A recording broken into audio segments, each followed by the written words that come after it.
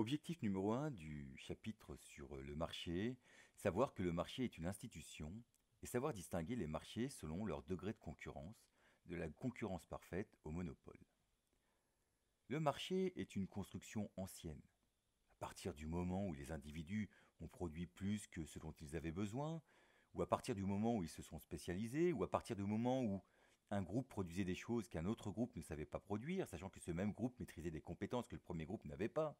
Enfin, il y a très longtemps en tout cas, à partir aussi du moment où un groupe n'eut plus la capacité de satisfaire entièrement ses propres besoins, il a bien fallu échanger. Pour un bon nombre de biens ou de services, cet échange se fait sur un marché, c'est-à-dire le lieu, réel ou fictif, réunissant des offreurs, les vendeurs, et des demandeurs, les acheteurs. Les marchés sont des institutions. Les institutions sont les règles, les lois, les politiques et les organismes qui les appliquent, dont le but est de maintenir la stabilité de la société, en tout cas d'essayer d'assurer son bon fonctionnement. Ainsi, les marchés ont pour vocation d'assurer la stabilité de la société ou d'améliorer le bien-être ou autre mission encore. On y échange des produits parce que la société en aurait besoin. Et ces marchés sont encadrés par des règles, des lois notamment avec le droit des affaires, le droit du travail, le droit des marchés publics, etc.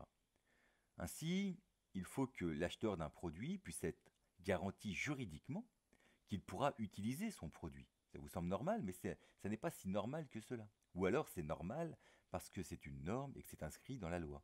C'est ce qu'on appelle le droit de propriété. Et il y a des politiques, comme la politique de la concurrence, qui visent à encadrer le fonctionnement des marchés ou favoriser leur émergence. Enfin, tous les marchés ne sont pas équivalents selon leur degré de concurrence. Un marché de concurrence parfaite réunira un très grand nombre d'offreurs et de demandeurs. On parlera parfois d'atomicité des agents, atomicité un tout petit. Mais un marché en monopole, à l'opposé, ne présentera qu'un seul offreur, ce qui lui donnera du pouvoir, mais on voit ça dans un autre chapitre. Et entre ces deux extrêmes, c'est-à-dire marché de concurrence parfaite d'un côté et monopole de l'autre côté, il y a souvent les marchés dans lesquels ne se retrouve qu'un petit nombre d'offreurs. On parle alors d'oligopole.